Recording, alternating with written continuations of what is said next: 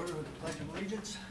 Pledge allegiance to the flag of the United States of America and to the republic for which it stands, one nation, under God, indivisible, with liberty and justice for all. Good morning, everyone.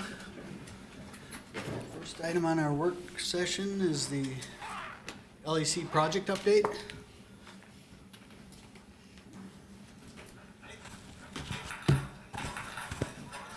Morning. Good morning. Hope everybody's had a good summer. Your phone is playing something. Oh, no, it's, can you hear that, Jeff? Yeah. Yeah, who's playing that? What is it? Oh. I accidentally hit the video. Oh, that's what it is. There it is. Okay. So it's delaying. Yes, it'll loop the video in with the other one if we have any other instances going. Good morning. Hang on. Had a good summer. It's still on. I'm gonna get rid of it. Wanted to hear your voice again. Yeah, it sounds great. Should be a radio announcer. Yeah. Love to. There you go. Silence is golden. All right. All right, there we go. Yeah, so it's nice to get in front of everybody. This is kind of an exciting board update with the construction project as we near substantial completion throughout. Again, I'll run through just a high-level construction update, what's upcoming, take a peek at overall schedule, and then open up for any questions. So, what's been done to date? So the government center has been completed and turned over, as well as the garage and Sallyport, the pre-booking and booking space, and the LEC East Side addition, as well as those offices. When we get into the jail cells, Unit C and B have been completed and turned over as well to the county, so those spaces are being fully occupied with punch list items being completed. Unit A, A-Pod, that is our last phase that has been ongoing. Demolition has been completed, CMU has been completed. The mezzanine railing system, kind of a big milestone in these cell pods, is substantially completed. We got a little bit of glazing left to install in that space. And painting is ongoing. We should be painted out here by the end of this week. And then site work, as I'm sure you guys have all been able to see, has been completed as well. So again, from a construction update, we're in our last phase and it's going very well. I do have a few photos attached to the presentation showing the A-pod or B-pod space. So these first two photos are showing the B-pod that was completed about a month ago. Again, with that new railing system, a couple new sub-day rooms, new officers' workstation, as well as security ceilings. The next slide is showing the new garage addition. The third picture slide is showing the A-pod security railing system that's currently being installed. And again, A-pod and B-pod essentially mirror one another, so very similar spaces. And the next photo is showing one of our two sub-day rooms that we installed. The next photo is showing the epoxy finishes on the floors that we did in the showers. And we did those same finishes in the B-pod and C-pod as well. And then you can see we got painting happening as we speak on the very next slide. So that space is finishing up very nicely. Just talking about upcoming, again, we've been having bi-weekly project oversight committee meetings that will continue.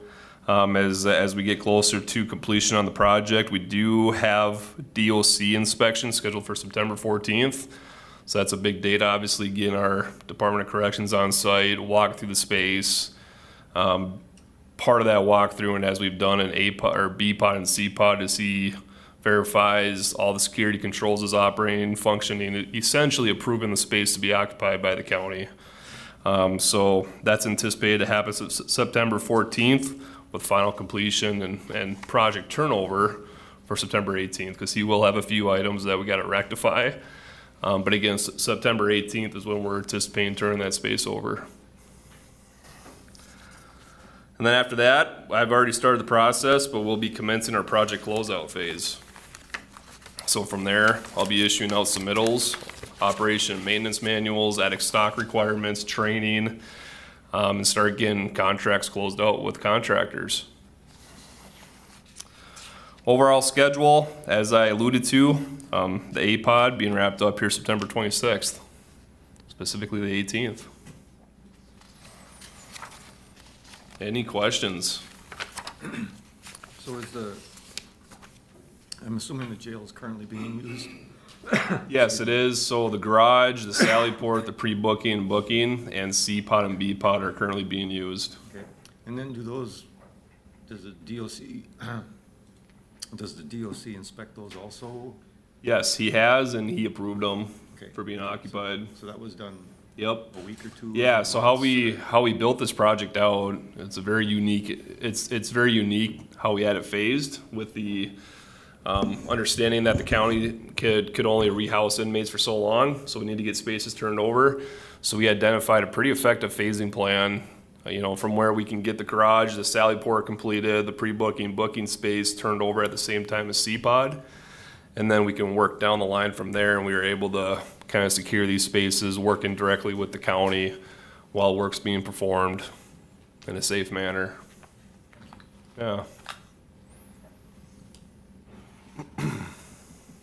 And essentially, that means that for quite a period of time, Sheriff Hawkes, we had our female prisoners boarded out. Is that how we made the swing space for the construction? And then we'll bring them back in as soon as DOC and everything's turned back over? Yep.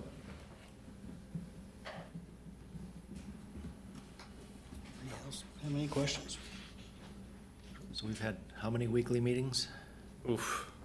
Is it Close to 70. close to 70 weekly Yeah, meetings? construction coordination meetings. Yep. Yep.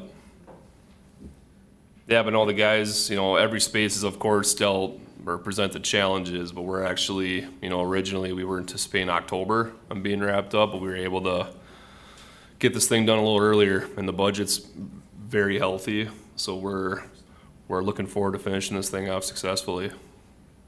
Yeah, we still have funds in contingency, Yep. which is good. Yeah, it's great. Yeah. Anything else? Thank you. for your- Yeah, thank you. Have a good day. All right, Highway Department.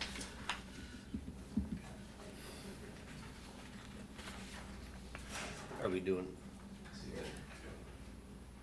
I thought sheriff was gonna go first. I can go if you guys, Which, unless they're good, either way. You wanna go? Does it matter? I just thought the other day when we discussed, Yeah, you said you would go first, so we did. it doesn't matter. That's fine. If It all needs to be Andrew's okay covered, with it. so. I'm just going by the order of the agenda here. Oh, that's fine, it was But yeah, just that's a fine. question, so. Ready either way. Morning. good morning. Morning.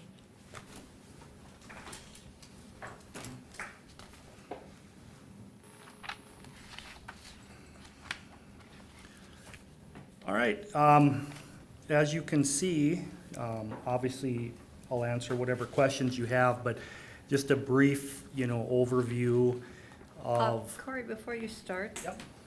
Jeff, do you have a page on here? Yeah, it's page. Yes, it's 201, 37. 201. 37. 37? Thank you. Okay. as you know, I have 5 budgets within, the sheriff's office that we manage. And looking at the, I can give you a breakdown of each department, which you can see as well, but I think the main number that I want to point out to the board is for 2026, my overall budget was 9.274,281. And for 2027, we're $85,000 below that, even after wage increases. A big part of that savings is going to be, we're not gonna have to board out, inmates like we did for 2026, and that's where the bulk of the savings, is coming from. And just a reminder, to the board, you look at overtime numbers, historically, we're always gonna have that. You know, we're a unique organization, we're a 24/7, 365 group, and I don't have the luxury if a dispatcher calls in sick or takes vacation, I don't have the luxury not to replace that. We have to fill that, and a lot of that leads into overtime. The same goes for jail staff, and the same goes for deputies. You know, we do have a couple of positions, you know, in the law enforcement field, you know, investigators, for example, where we don't have to necessarily replace them unless it's for an extended, you know, period of time. But the overtime numbers that you see, you know, although the dollar amounts will fluctuate from year to year, they're not gonna go away. In a public safety field, they simply don't, you know, aren't gonna disappear. It's one of those necessary, you know, evils, you know, so to speak. And just like the jail, you know, we're obligated by the Department of Corrections to provide, you know, minimum staffing. We obviously have to feed them, we have to provide medical, and those are some expensive costs that you know, we're stuck with, and we manage it, you know, the best that we can. But again, I wanna, you know, reiterate the bottom line for the 2027 budget, which is under my 26 budget.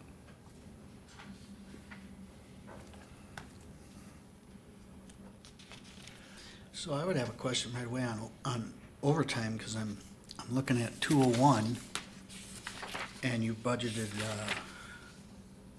125,000.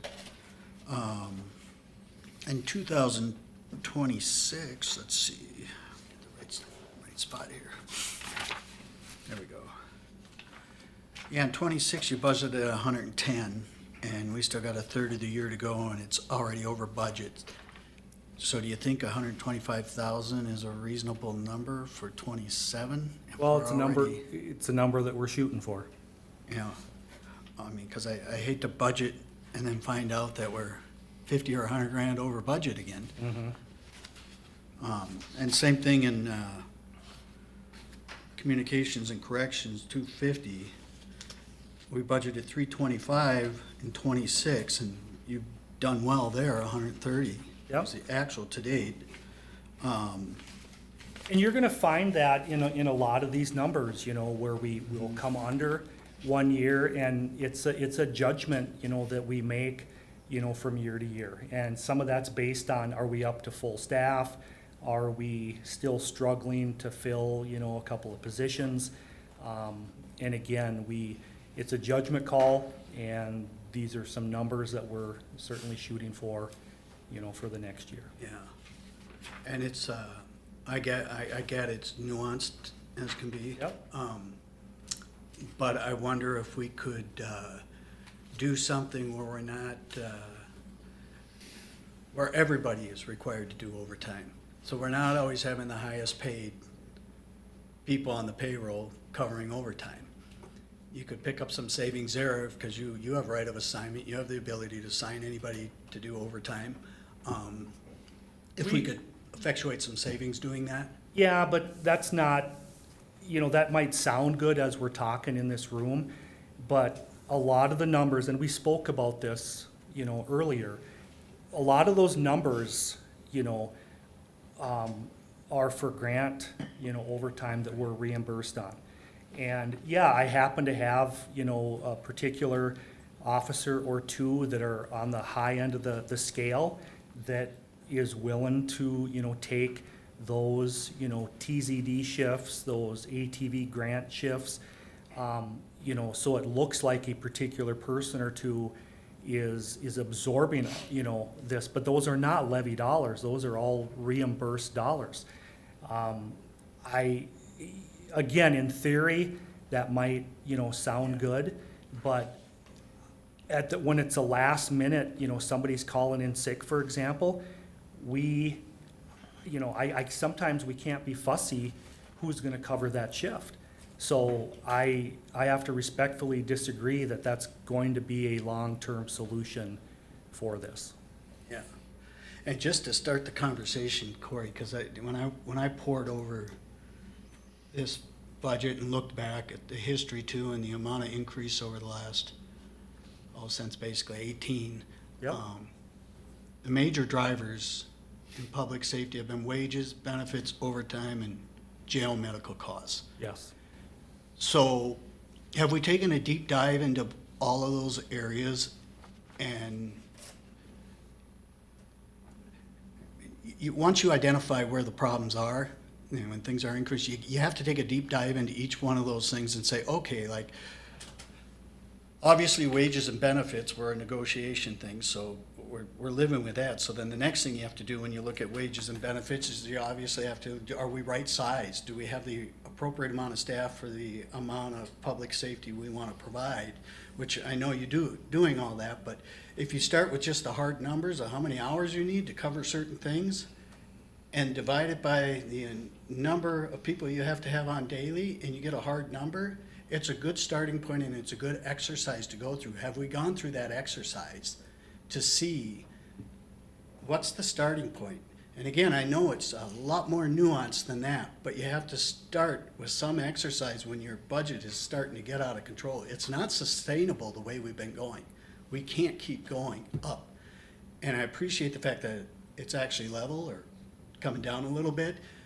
But are we going to be able to do that for the next 3 years? Yes, I think this, well, I do. I think, I won't be the sheriff then, you know, so I'm gonna speak for, if I still was, you know, my theory on that is, the reason stuff grew and grew and grew is because in 2018, you know, we weren't necessarily where we needed to be. You know, calls increased, activity increased, it took more staff, you know, to do things right. You know, there was a time when we had one dispatcher on.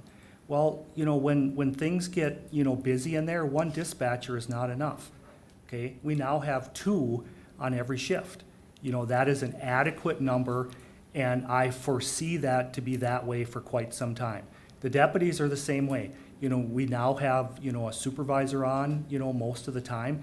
That was a very important, you know, goal that we had, because when you look at liability, you know, and these aren't just supervisors that sit at a desk and supervise from afar. These supervisors, these sergeants, you know, on the road, they take calls. You know, they absorb some of that load. Plus the paperwork that they're doing, you know, they're approving reports. So these numbers, although, you know, grew and grew and grew, yeah, I'm here to tell you, and I would agree, if I was sitting where you're at and you kept, you know, that line, yes, but that is not, it took where we need to be by spending the dollars that we had to spend, because that's what it took for adequate staffing. That's what it took. And some of these years where you saw big jumps in equipment and stuff that looked like, wow, that's a lot of money. Well, you know, some of that, you know, we did the radio project in 3 different phases, okay? Radios are a necessary evil. You know, law enforcement, public safety costs, our equipment is very expensive, you know, unnecessarily expensive, you know, but what is it? We have to have it. You have to have good equipment. But now, you know, you look at a big jump a radio project did, that doesn't keep going up because our radios are good for quite some time now, for years. You know, so that part is done. The body cam, you know, project, you know, we had a lot of things. You know, one year, all of a sudden you saw wages just take a crazy jump. Well, there was a wage adjustment, you know, that the board, you know, settled on. Well, yeah, that makes my budget look, you know, like, wow, what happened? Well, that's what happened. You know, we had a year where everything hit us at one time. It took a big jump, you know, but now I'm telling you, we are, I'm gonna say, plateaued out. And I honestly, you know, unless we have some other unforeseen project, you're for the most part gonna look at, you know, wage increases. I don't foresee, you know, more staffing needed. You know, our jail is up to speed based on, you know, Department of Corrections, you know, requirements. Our dispatch, we have 2 on per shift, which is very adequate. You know, our patrol, you know, is the same way. I feel that we are finally up to, you know, adequate numbers where we can provide a good service to the public. And half of my questioning is because I want the public to understand where this comes from and how it's happening. You know, the county has inflation too. Yep. Just no different than, your, my personal electricity and our grocery bills and our gas bills and everything in our households have gone up too. Well, the county and government isn't immune from that. So a lot of it is, wages and benefits have gone up. All of those things are true for everybody, and it's true for government too. I think the public sometimes thinks, why is government growing? They discount the fact that we have the same problem. Right. It costs more to mow the grass out here than it did 2 years ago. Yep. And COVID had a lot to do with escalating wage and benefits because inflation went through the roof and Yep. everybody's trying to keep up with inflation. So I totally understand that part. And that's why I come from it.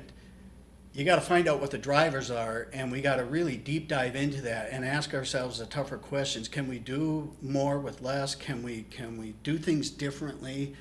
Because we have to do our best to try and control it and work our way through it. And so that's where these questions come from. It's not so much being critical. It's trying to find solutions. Here's my thought though, and as you know, wages, okay, that's what we're talking about. That's the driving factor here. That's where a lot of our expense comes from. I have no control over the wages. That's something the county board negotiates and so that's out of my hands. But I will say, if you want to ask, are my staff overpaid? No, they're not. So I can't say that when you give my staff a raise that you did wrong, because you didn't. Well, I agree. In today's environment, they deserve to be paid. Correct. So then the next part of your question, can we do more for less? I will tell you this, in public safety, if I was willing to do more for less, I would have done it. I would have done it 16 years ago when I was elected. I would have done it 5 years ago. I would have done it this year. But in public safety, I do not want to take shortcuts when it comes to public safety. There's a certain number of staffing that it takes to provide an adequate service. And just as an example, if we go back to the one dispatcher system, all of a sudden your fire departments are not getting paged out, to the fire calls as quickly as, they should. Not just that they want to, but that they should, because we do owe, everybody in this county an adequate, response time. It just, and that goes for, deputies getting the calls. There's a lot involved in being a 911 dispatcher. When stuff, there's downtime too, but when the crap hits the fan, I tell you what, even 2 dispatchers are trying to keep up. That's how it is. And it's no different than, with the deputies, patrolling. Could we go with less? It's possible, but then your services are gonna be cut. And I, as the sheriff, have not been willing to do that. Even the opposite. We've increased our services because that's what I felt that it took. The next sheriff is gonna have, his, budgeting, however they see fit, but up to this point, and for 2027, I set it accordingly. And if I thought, it was a proper thing to reduce staff, I would have done that, but I don't think that's the right call. Roy, could you tell me how many deputies and sergeants you have? We have 4 sergeants, and we have a total of, I think, 24 licensed officers. But that includes, our transport and our Nevis contract officer, our investigators, our drug task force. That's everybody, and myself, chief deputy. So as Sheriff Hawkes is talking, remember that in 2021, one of the first things we did when I got here was we had a unusually high average daily population in the jail, so we added some positions that have remained. And relative to DOC requirements and the number of people that we have. And then 2022, we had kind of a major wage adjustment that was outside of negotiated salary increases. So I just wanted to put that context in there. And then one thing, and Corey's number's right on, I was looking at it this morning with Commissioner Delahunt, the number of officers that we have in the vacant positions and the part-time positions that we have. And one thing, Corey, we did this about last year. We sat down with you and Scott and Sergeant Petrie and Joe and Sharon, and talked through the number of staff that we have, the number of hours that we have to cover.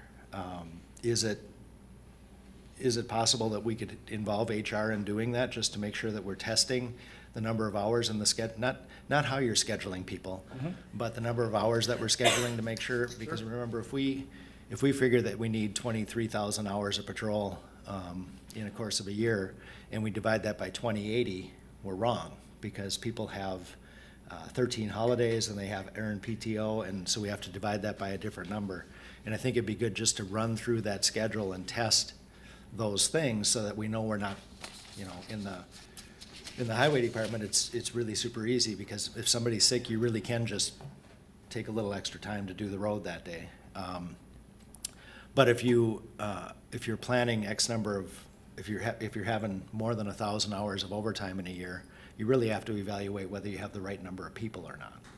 So I think it'd be really helpful to administratively run through that, so that because one thing that I think we could look at is either we've got rotating vacant positions in both 201 and 250. And we're budgeting for those, and we're budgeting for the overtime. So the test would be to see if there's any slack in that amount that can be given. One other comment I'd make is because we're using UKG for budgeting, you'll see in this year's salaries line that the salaries and wages regular looks like it's gone way up, but that's because UKG is not making a distinction between regular wages and part-time wages, so you have to add those two in past years to make sure you're comparing apples to apples. Yeah, we used to have two different line items, and now they combined it. And UKG doesn't, it calculates overtime differently, but regular hours are regular hours, doesn't care if it's part-time. So that's one of the things that I thought would be good for everybody to review, to make sure that what we're staffing to, or what our expectation is realistic with what the service expectation is. Yeah, no, and I'm certainly willing to do that, and I think the idea, back when we did it last year, I believe, was, could adding one or two, hypothetically, full-time people reduce, enough of the overtime to make it worth it? And if for many positions that may work out, just always remember that in this line of work, we are always gonna have, overtime. So it can't eliminate, all of it. It can't, so, What year was Enbridge? 21, yeah. that's the thing that caused the spike in our jail population. Okay. I've got a couple of questions. One was that Jeff just answered about the part-time part. On page 37, the second item, state police aids. Is that money we receive? Yes. So you've got 276,000. Last year was budgeted, and so far it says 0. We haven't received it yet Okay. for 26. And then you expect the same for this year? Yeah, again, that's one of those guessing games, but, we try to get as close as we can, yeah.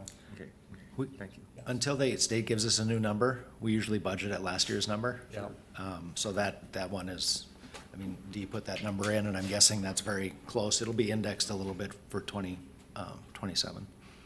Yeah, and that's a large number that throws our budget off until the very end, so. Okay, yeah. So And it's I had coming. another question on part-time too, but on another page, but Yep. it was all answered there by Jeff, so far that's all I've got, thank you. Yeah. So the reason that law enforcement, basically 201 through 281 are the departments that the sheriff is responsible for budgeting for. The reason it's flat this year is we don't have the budget line for $376,000 of boarding prisoners out. But it's still nice that number is flat this year. Yes. And then the one question that I would ask, point out, is relative to boarding of prisoners as far as revenue. That 175 seems relatively conservative, but I don't I don't know that. That's one of those guessing games, you know. I would love it to be 500,000 for revenue if we could score, you know, a contract with somebody.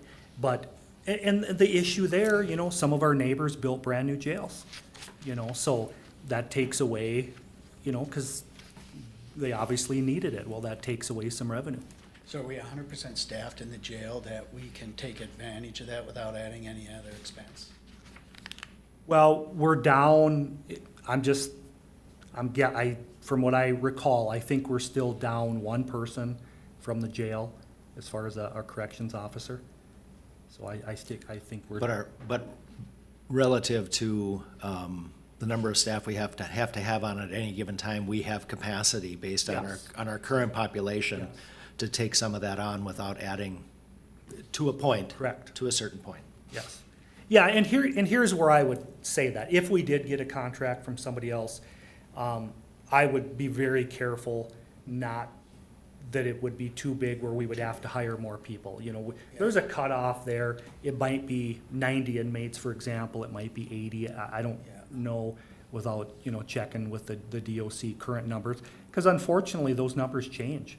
So I would encourage you to reach out to some of our neighbors I know Yep. that can't afford to build a jail. Yep. And other services because, you know, with the project we've had going on the last couple of years and the fact that we were full, we might be out of sight, out of mind. Right. So reaching out to them saying, hey, we have capacity if you need a Yep. place that's closer. Yep, and we have, And yeah. take advantage of that we can do that for them, yeah.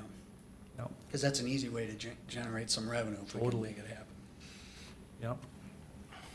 And one of the handouts that I gave you, like page 4, 5, and 6, is one of my attempts at using AI. I punched in the 2018 to 2025 law enforcement budgets and asked just for a summary.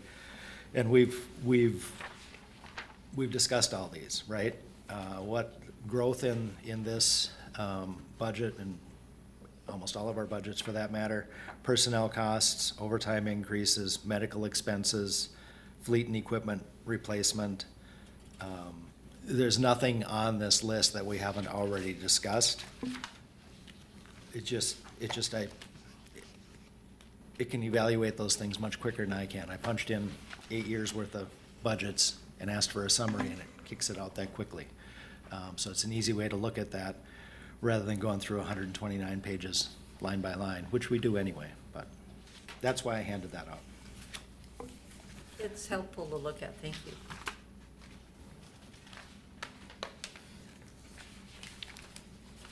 Again, I'm gonna beat this number to death, but I'm gonna leave it with you that the 27 number is lower than 26. Yeah. So a couple other questions I had, and it might be pretty simple answers.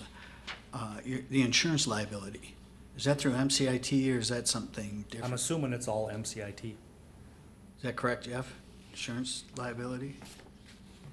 I am almost 100% that's where that number comes from, Yeah, but I can double check where the expenditures are being Looking recorded. at that, because I just know personally that you have to go out every 2 or 3 years and shop this stuff around, but it's a MCIT, I don't think you're gonna do better, so.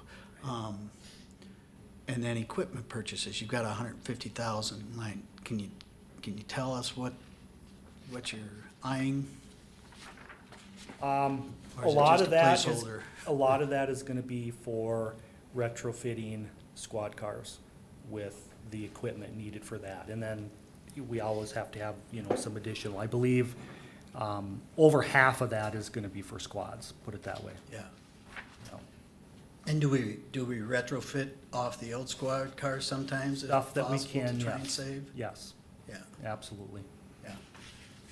Yeah, some of that though, and just keep in mind, you know, radars, you know, you can do that, but you look at some of the, like, light bars with all the wiring, there comes a point when, you know, you know, at 5 years, for example, you know, do you wanna commit that same wiring, all those harnesses and stuff for another 5 years? There comes to a point where sometimes you gotta replace that stuff with new, you know? So some of that stuff we do replace. I because- just know from my experience on the radio board, in the 8 years I've been doing this, that we're a lot more proactive than a lot of counties. Yep, And I think that actually costs us some money sometimes. Not lately, because there hasn't been a lot of money for radios lately, but there used to be grants. And because we were proactive, we were paying our own levy money to pay for these things. Sure. Other counties were getting grant money to cover their radio costs. So sometimes being ahead of the game or proactive actually hurts you in the end. Sometimes you need to drag your heels a little bit on some things because Well, squeaky wheel gets the oil, as we say, you know. yeah. And- Well, if you remember right, you know, when I took over, you know, that's when we decided we're going with the 800 armor system. And we were the only county in Right. the northwest part of the state that got the grant dollars for that, and that was a huge thing. The issue with this latest radio upgrade that we had to pay for is, you know, Motorola all of a sudden, because our radios were getting old, they were end of life, you know, so we had to do something. There's additional stuff with from the federal government about encryption, you know, that we had to do. So we were fortunate enough to be able to do it over 3 years, you know, but no, if there's grant dollars there, I tell you, I'm the first one to ask for them, but sometimes that doesn't always work. And then the last question I had was more for the benefit of the public so they understand. If you go through this budget and you look at STS, Yes. it shows it's costing us $156,000 a year to run STS. So can you tell me what value we're getting for that so people understand? Because it seems like an easy place that you could just shave Yep. and save $156,000. But there's value there too. What is that? Can you give me some examples? Completely, and you're right, that would be an area, you know, to shave some money. One thing that it does, you know, it's a twofold benefit. Some people will find value in this, some won't, but on the inmate part of it, we get inmates out of jail, and we put them on different projects around the county. They learn things. I don't, you know, if you want to call it a trade, maybe, you know, some carpentry stuff, but it gets them out and it makes them work. We put them to work. The benefit to the county taxpayers from all 4 of our borders, whatever township wants it, churches, you name it, nonprofits, our inmates and their crew leaders go out and they do different community projects. You know, for different townships, Straight River Township, for example, they do the mowing, you know, for them. And they do DNR projects, you know, mowing all the public accesses. So they do so many different projects for, you know, so many different, you know, nonprofits and government entities that if that went away, I'm telling you, there would be a lot of things that just wouldn't get done. You know, they every year they Would be They- paying somebody to do. absolutely, they'd be paying somebody, and at a very high rate, you know. They do stuff for the food shelf, you know, for the Veterans Administration, you know. There's so many things that when requested, we do it.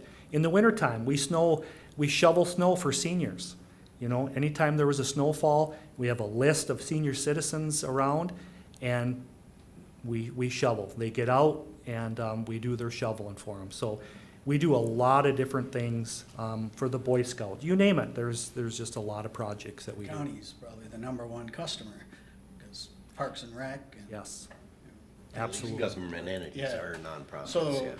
so, you know, we're getting value out of that, Yep. that we would be have to pay somebody else to do. Yep. So, yeah, it immediately caught my mind, because I'm just pretending to be Joe Blow public when I'm looking at this, and bam, there's $156,000. Really doesn't affect public safety much. What are we doing that for? But then Right. when you deep dive into it and you start to see what's there, Yep. I'm not too interested in. And some of that's offset by donations that are coming from say the seniors you're shoveling your driveway for. They donate back, so you don't see that. It's not coming off that bottom Right. line right away. You just don't recognize that, so that's totally understandable. We actually had a discussion about this at MRC in the last couple of years. Was anybody at the board meeting besides me?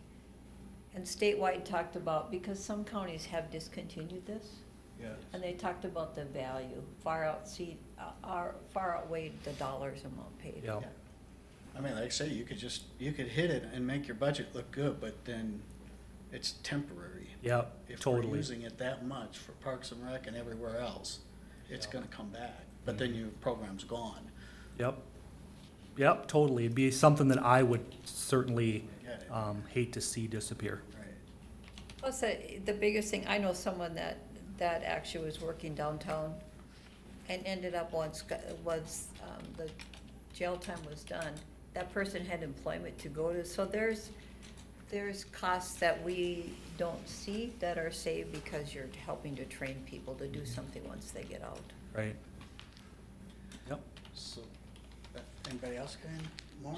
I was just curious, are we just using one single vendor for outfitting your squads? Yes. And that is Well, right now it's called Guardian. Guardian? Okay. Yeah. Right. Yep. And they readily take, the used equipment and apply it? Yep, whatever, Appropriately. whatever we bring them, they'll install for us. Otherwise, they have state bid pricing through them, actually, for replacement stuff. But we've used different vendors, you know, even somebody locally, and we used somebody locally for years, and that was great. Some things, you know, come to an end, and we have to reach out for different ones, and we've tried, you know, probably 4 different ones, you know, in recent years, and there's so much involved, you know, technology-wise, and Guardian, they do so many of them. They do a great job. Yeah. Well, it doesn't make sense to me to send it to Iowa to have it outfitted, you Right. know, if we can have it done somewhat locally Yep. anyway, but, Yeah. okay.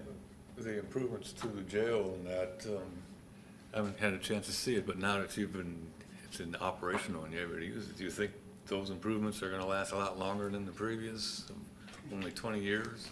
Yeah, and when we say only 20 years, again, you know, it wasn't because, you know, the bricks were crumbling, it wasn't that, it was just the initial design was not ideal. When that jail was built, it was not an ideal design. So the improvements made, you know, certainly were ones that we felt would be, you know, needed not only currently, but for years to come. So I don't foresee, you know, needing, I'm not saying they're not gonna run into a hitch here or there, but no, overall, I see that being good for many, many years, yes. Yeah, just a reminder, that jail was the last one built with the old set of designs and standards. And the 2 primary things that we addressed were the increase in the number of controls within the jail pods, so we can manage populations better and put people in with people they should be and not with people they shouldn't. And then the secure driveway sally port that allows, we can actually get ambulances and other large vehicles in there that we couldn't before. And then the number of temporary holding cells we had. We used to have 5 and now we have 9 or 11. Yeah. Something like that, so. Yeah, It's a lot safer for the staff and it's a lot safer for our customers on weekends. Yep, and I would love to take you over there when as, you know, Mr. May said, they're finishing up in what's the female, you know, pod Yeah. currently. And when that's all done, I would love to give you guys I another, missed the June tour, cause I Okay. was out of town, but yeah, I would love to see it. yeah, I'd Before love my to. time's up here. Yep, absolutely. Yep, it should be done, well, I think in September, some date in September, so. Yeah, we are looking forward to it being done, yes. Yeah. Any other questions? Just to summarize, I mean, from my perspective, Corey, if you can, your leadership team can work with the administration and HR and kind of go through those exercises a little bit between equipment, overtime, prisoner revenue, and staffing. If you could find another 150 or 200 grand, you'd make me a really happy person. Not sure where the rest of the board stands, but, and then we just really gotta keep our nose to the grindstone and not grow the budget much for a Right. few years. The hump is flattened, but Yes. now we gotta play catch-up.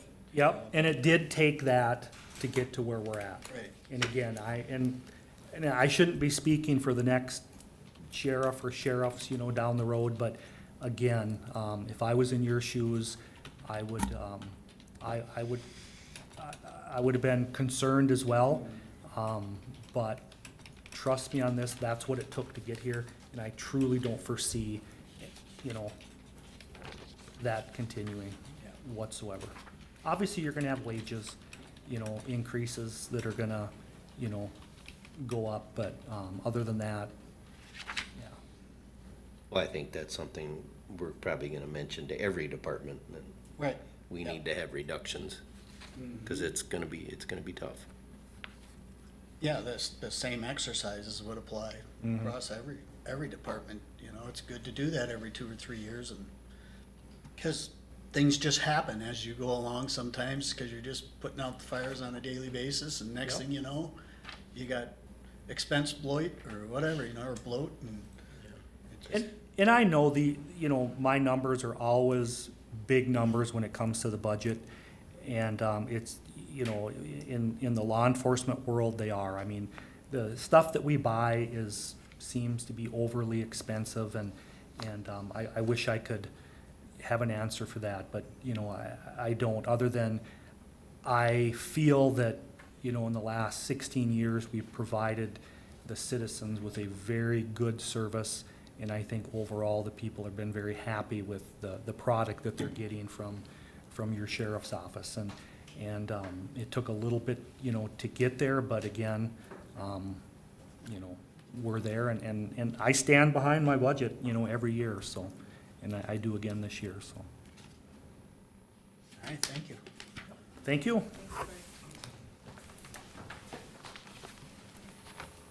All right, highway.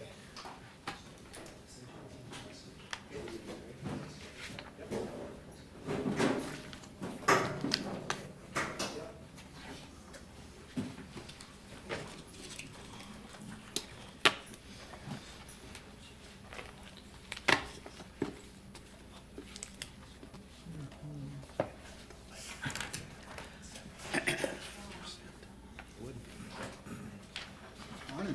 Good morning. He's taller than I am. It's difficult. I'm just passing out a budget highlight sheet, I guess I will call it. So they're probably gonna, you have the IFS budget starts on page 69 for Fund 10 for reference, but I think that their summaries are much easier to read than the IFS budget, so. I agree. So yeah, I guess once you turn to the page, in the agenda, I kind of summarized what we're looking at for 2027.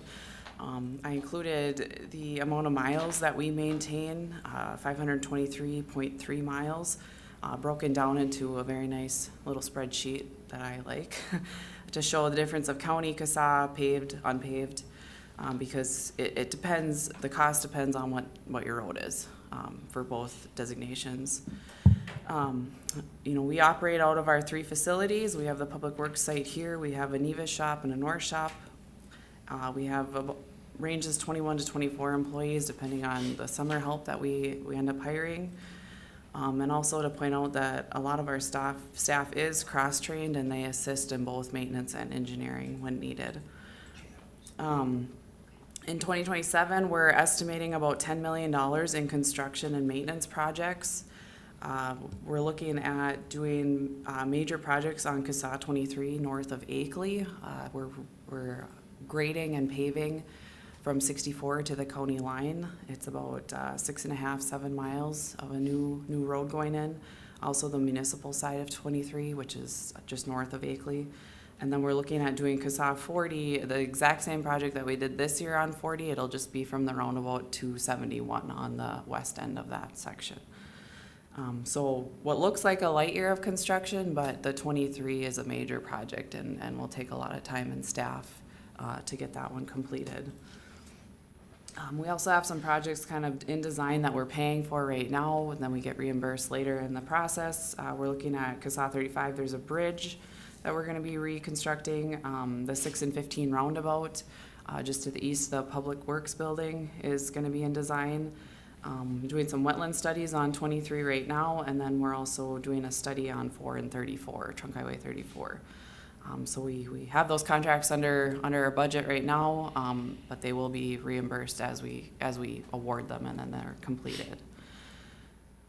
For equipment-wise, we're capital improvements, we're looking at a motor grader with the attachments and a tractor with the attachments, and then a pickup.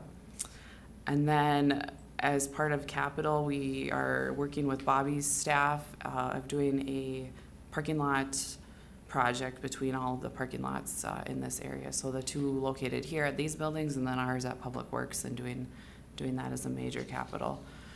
I did include my capital outlook plans for the next 5 years plus. This one didn't print very well, it's on a bigger sheet, but to show equipment cycling and how I've kind of planned the equipment on the bottom there in terms of keeping equipment for so many years, and then also building needs of what we're looking at for building improvements also at our locations. I guess just one thing I want to comment is I'm commending your staff for extending the life of your equipment to that kind of time frame. That is unheard of. Yeah, Motor 35. graders for 35 years, that's incredible. Yeah.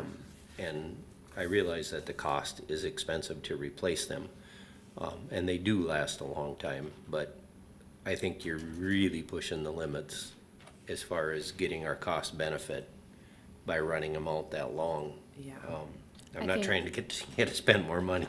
I but- think there's a handful that but- prefer but- the older. Yeah. Yeah. Well, yeah. Which it's- they're all retiring. you Yeah, know, well, they just don't like the new technologies in them, and they're not always more dependable just because they're new.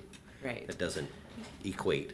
It doesn't, the benefit of the new equipment, and you'll see that across GPS, drones now that we're utilizing those equipment, is the technology has came so far in terms of accuracy. You know, we can go out and in the new motor graders with the GPS, you can grade a road at a 2% grade and not have to look at a little bubble level that's in the old motor graders, the 1989. You know, you can set it at a 2% and continue that through your operation. Trimble, you can get down to, I think it's like 0.3 accuracy of a point on GPS nowadays. I spoke about that with the township maps of how we have new GPS data that we're redoing the township maps, and we're seeing that there is fluctuation in the miles that were originally recorded because we are able to get so much more accurate. But with all that, the technology, you know, comes the expense of it, and what we've seen in the last 5-6 years is just the trend of typically 7 to 8% every year of technology advancements increases. Cost of labor, you know, alone has made those increases. How many motor graders do you maintain? I believe we have five. Okay. Yep, and the newest one, I believe, is a 2017. So even on that extent, you know, we're pretty old, I would say. But to that fact, too, why we can keep them so long is because we don't, a lot of counties who you're seeing this cycle of, you know, holding them for 7 years to have your warranty and then they replace them, they do a lot of maintenance on their gravel roads annually with their motor graders. They snowplow with them, they maintain townships, so they're seeing a lot more hours on those machines. So, you know, they're trading them in at 7,000-8,000 hours, which is huge for a motor grader, versus ours don't see that type of impact, is why we can keep them for the 35 years. So, I heard new cars or new vehicles, we're gonna have to start paying to have internet access on them. Anyone else heard that? I'm just wondering, so the new motor graders, would we also then have a subscription? There hasn't been. There hasn't been, I've never seen it. I could see there is Trimble, like GPS, which is, we pay for Trimble right now with our total stations. Maybe if you wanted to get that accurate, I could see contractors, they actually do pay for Trimble on their motor graders. Because they want that accuracy. For our needs, I don't think it's necessary. I have heard that, and I actually experienced a little bit, like a John Deere, you can get a GPS on it. When you, as soon as you back it out of the building, it communicates with the satellites. It'll upload any updates that need to happen to the software, and it'll troubleshoot. And of course, it'll flash codes if there's something wrong. And I heard that it's free for 2 years, but after that, if you want to continue that maintenance, then it costs you. Yeah, So we've just that's opted as out. much as I know about it. And I think CAT's the same way. Yep. They're And there going- is a- all going to that sort of Yeah. system, so they don't have to have a tech at $150 an hour coming out to work on your piece of Right, equipment, right. when it's just a simple download. That and also, John Deere specifically, they offer, tracking services, I guess you would call it, where they pin so many times a day, pin your location, but if you want that increase, then you have to pay for a better subscription of how many times it will ping to a cell tower to get your GPS But data. it's not mandatory to Yeah. do those things. So a couple weeks ago, my husband and I drove all over the county. And then, I was on a personal, I just went somewhere and I went a couple counties over. I could not believe the difference in the county roads.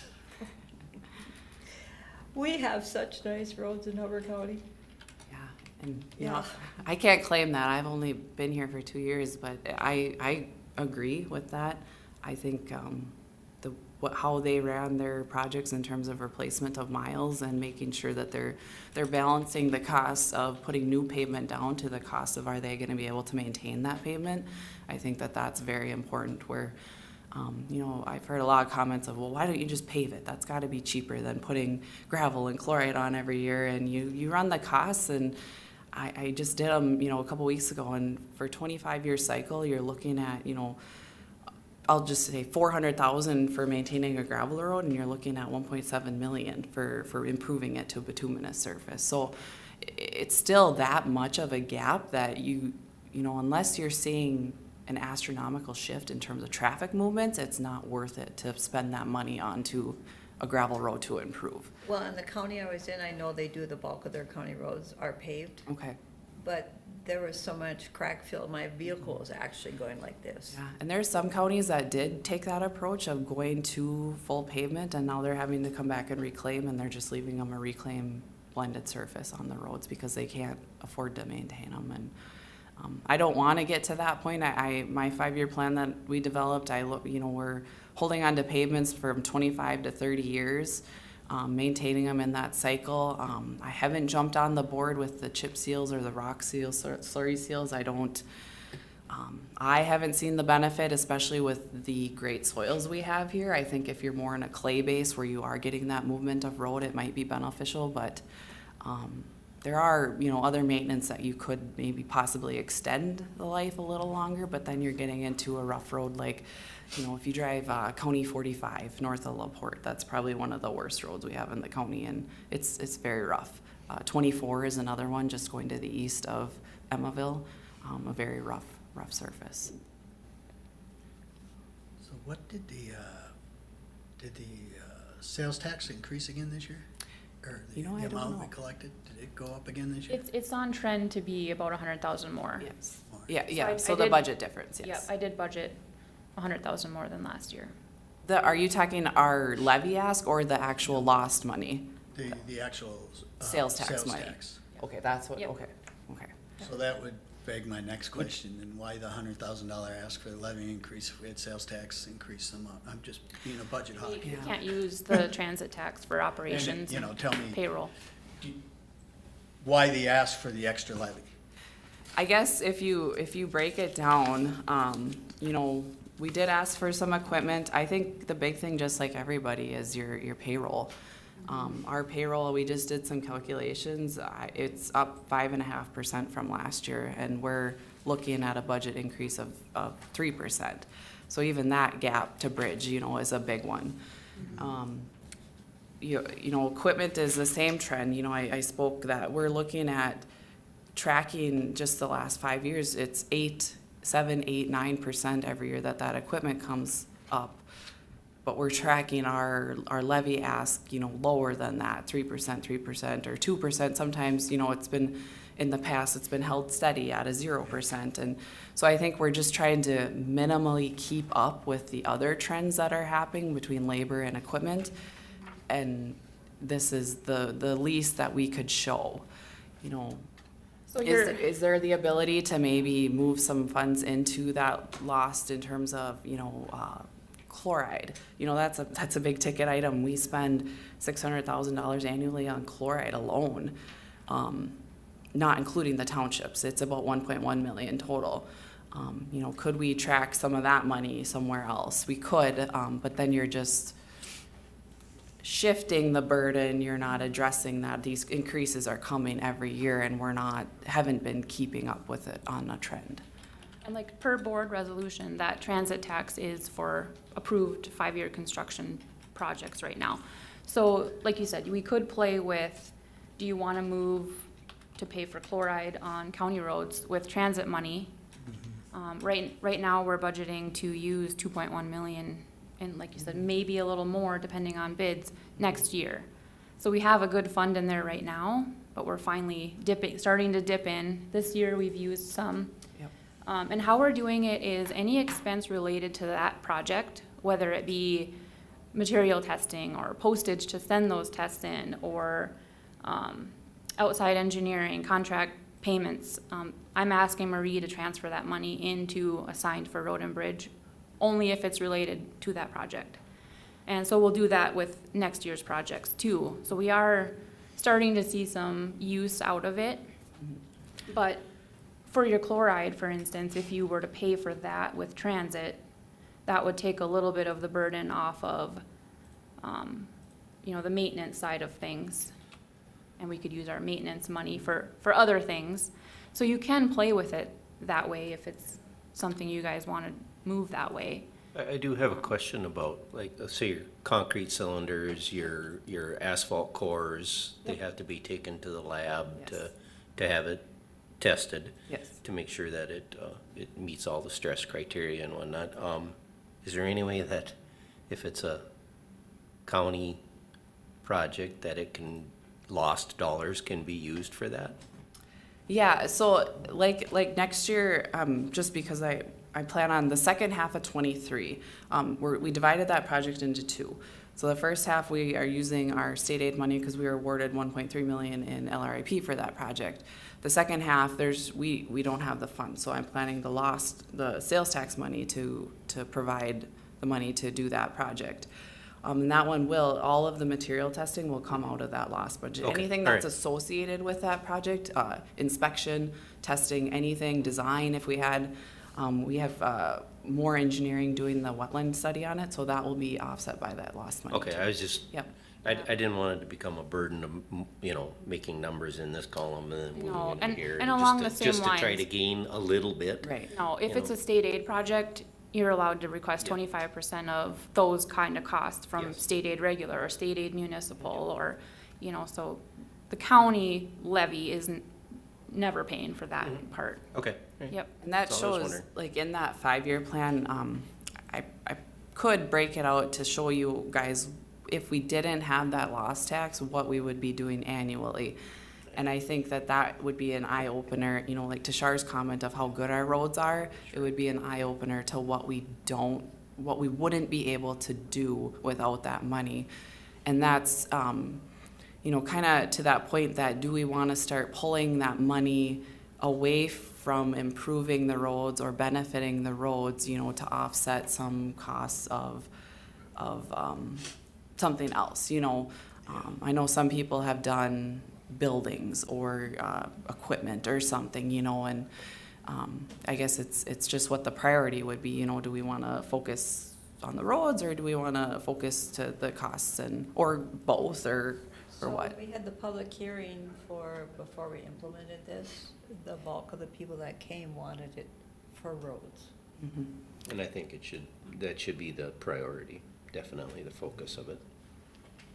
So to answer your question, why 100,000 more? I mean, I would say, just as notes, our parts costs have maintained for 2 years now. We're not high up, high down. I mean, we really were up during COVID. Everything was really high, tires. We adjusted some fuel quantities up and down. And then janitorial is down because we had a retirement and they're coming in lower now. And then we paid off 4 leases this year. So we have some operation expenses down, but our payroll alone is 145.5 up from last year. So, with that, you know, our maintenance from the state, our maintenance money from the state can pay for some of that difference. We haven't heard exact numbers yet, but it is supposed to go up this year, but we heard maybe not for 2028. And that's, too, you know, we do get these allotments, you know, every year. Construction-wise, it's about 3.4 million. So it's tough to show the budget when you don't see, you know, those, you do, but it's, there's a lot of costs that get offset because of those, that we can charge our time and equipment hours to for those influx of dollars. With how we're presenting it today, we're showing about a $35,000 deficit. But like I said, with that maintenance money is probably going to cover that. So 2 comments. It's nice that sales tax revenue is going up because that helps us in this way and potentially in other ways, right? And again, 2/3 of that money is coming from people outside of Hubbard County, just because of who we are and where we are. And 2, highway levy is the only one that trends exactly on a 3% line from 2018 to now, and the $100,000 request is consistent with that.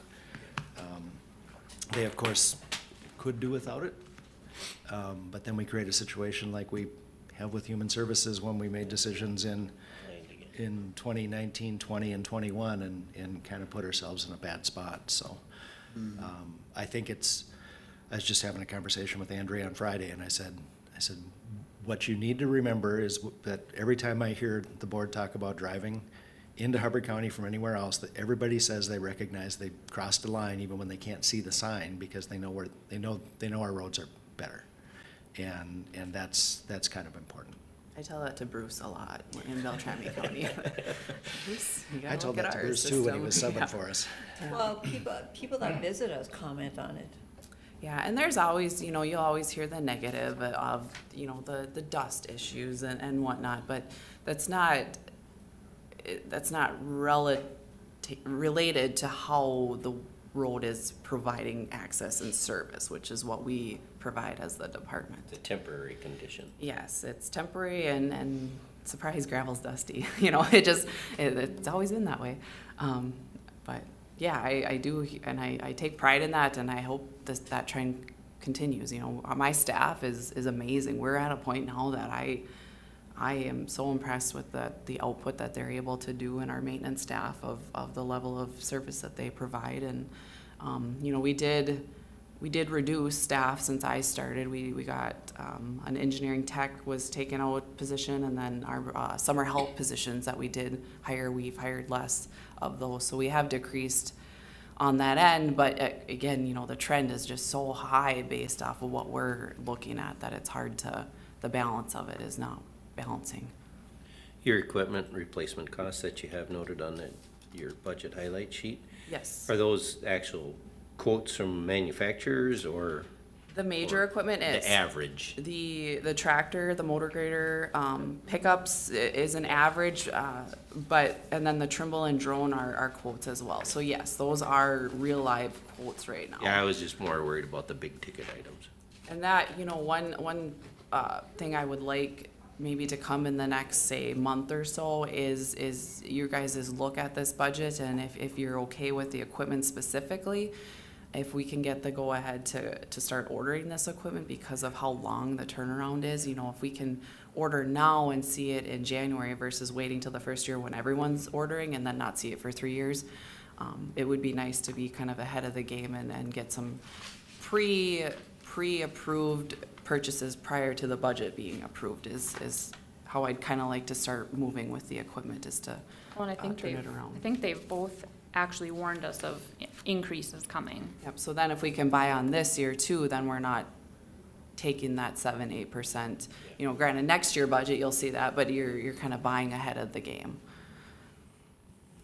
Well, I wish we had enough money for you to get 2 of them and be ahead of the game, but that's just not realistic. You know, it's, Yeah, and like, and to that point again of the motor graders, you know, these counties that do township, they get compensated for that. They have a rental rate that they charge the township so they can offset some of those equipment costs.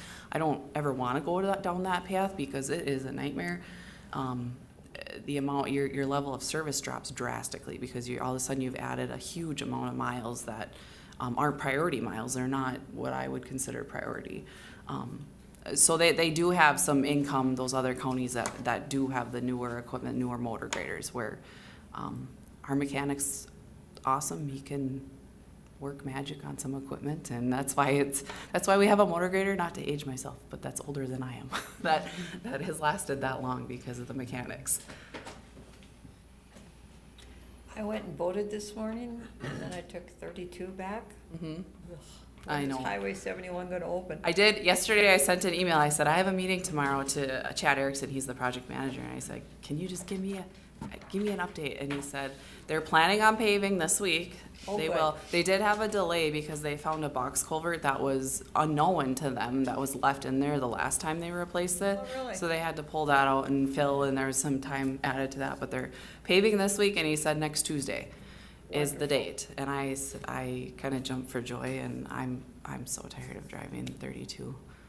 Yes. I But drove 89 over, that's still in really nice shape. yes. Yeah. But it would have been 45 minutes for me to take the full detour around, so I said, no, thank you. I'll just take our gravel. But yeah, if you have questions after, just please ask, and Christina knows the fine details, and I can do the highlights, and we can give you any information that you might need.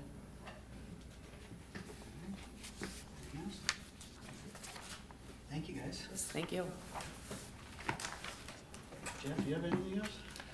I do, just a couple of brief updates. First, before I forget, Marie reminded me that they have a canvassing board scheduled for Friday at 10 o'clock here, and would like 2 commissioners.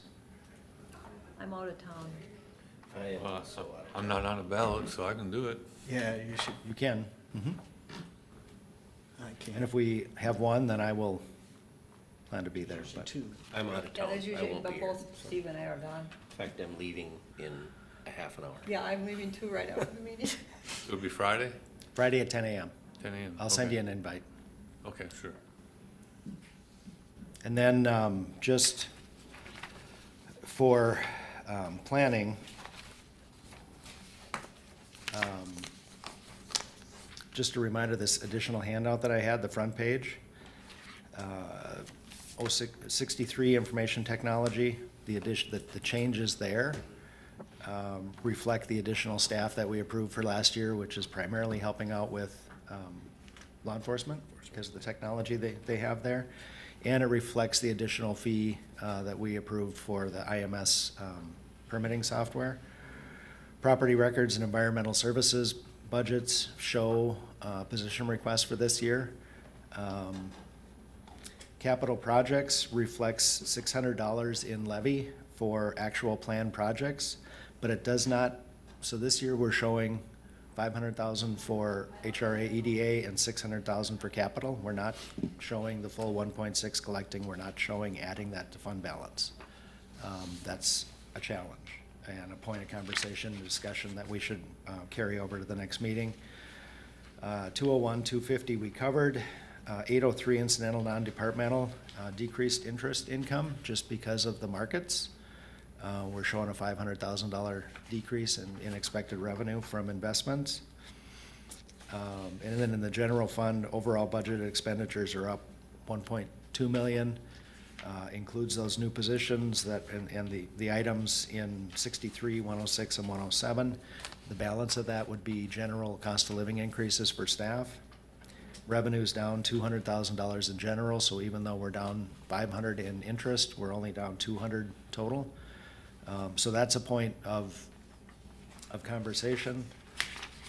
The next page is the levy balance for the general fund, or the fund balance for general fund, historical. So you can see that we're maintaining strong fund balances, consistent with the fund balance policy. And then the last page shows the updated levy summary. And the big mover on there is to show that we're not gonna have a negative fund balance in human services. I've had to push that number higher than I wanted to, so that'll be a point of conversation. As I said, we're gonna be working with Mike and Nancy to work through that. Half of that increase is really due to cost shifts and changes in our reimbursement rates. And the final page, we talked about net tax capacity, and I had an update for you on that last meeting. But in this one, I asked Skylar to put together taxes actually paid by classification so that we could see that.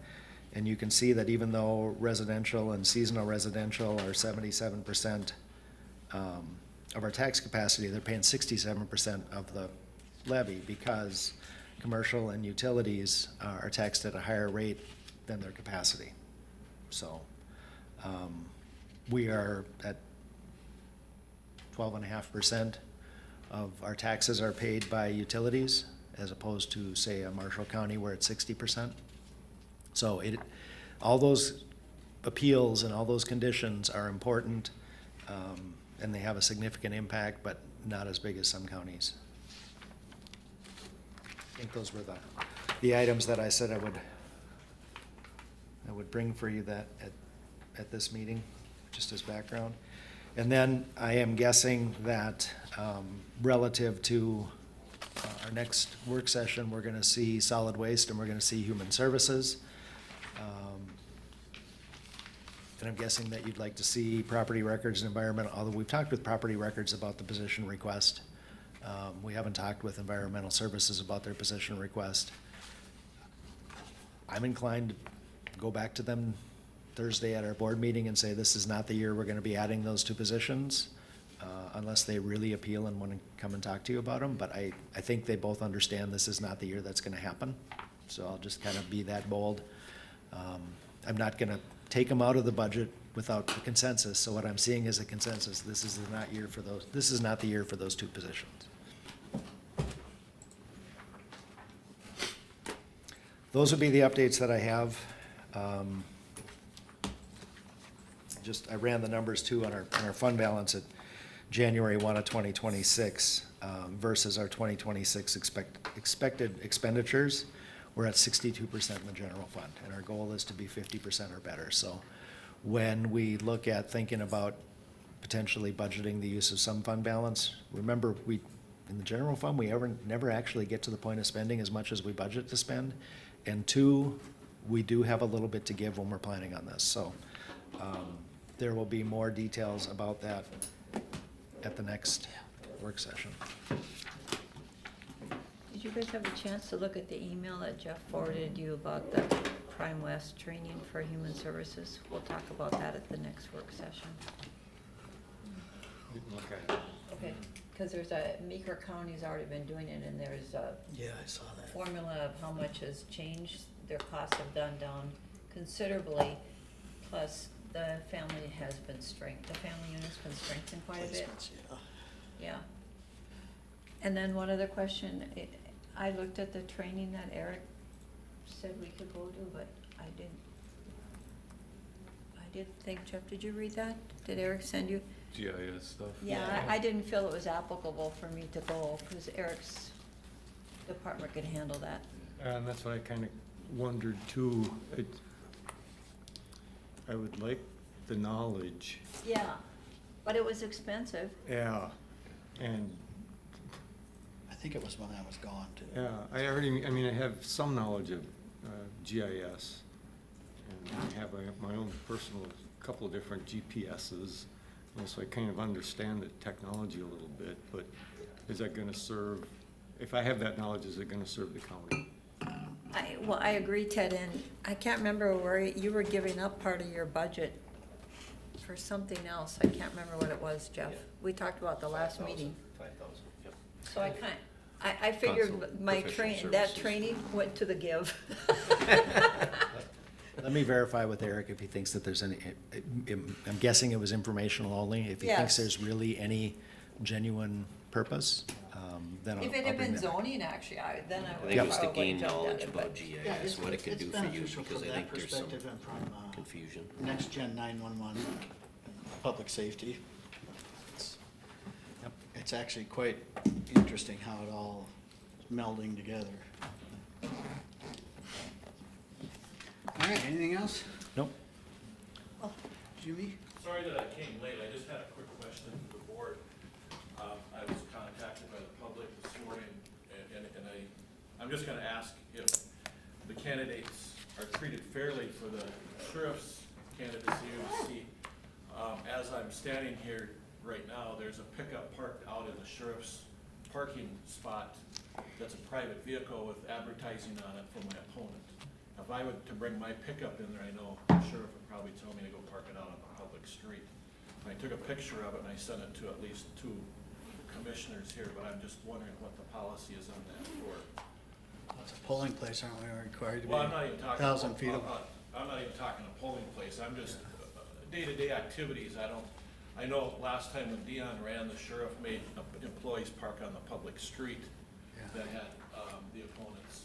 It's my understanding that those spots in that parking lot are signed for law enforcement vehicles only. It doesn't say anything about private vehicles, but it's supposed to be for law enforcement vehicles only. That's why they wanted it dedicated to law enforcement, so that people from social services or people that are going to social services weren't parking there, because they wanted room for all of their staff, their law enforcement officers to park there in their squads.